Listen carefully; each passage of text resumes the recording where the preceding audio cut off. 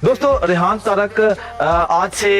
1 साल या 1.5 साल पहले की मैं अगर आपको बात बता दूं तो आप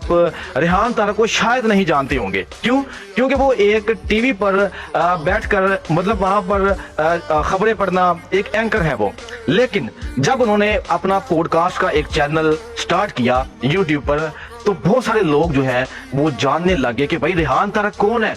अब उस पॉडकास्ट में होता क्या है जी, मेहमान को बुलाते हैं, बड़े बड़े नाम है,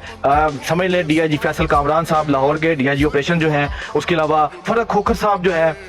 इसके अलावा मजीद टिकटॉकर्स रजब भट्ट समेत और भी बड़े बड़े मुफ्ती तारक मसूद साहब, इंजीनियर मोहम्मद अली मिर्जा साहब, ये सारे लोग जो है ये हकीम शहजाद लोहापाड़ जिनको आप जानते हैं बहुत फेमस हैं और सियासतदानों में से बहुत सारे लोग हैं। और जब इन्होंने ये पॉडकास्ट करना शुरू कर दिए इन लोगों का,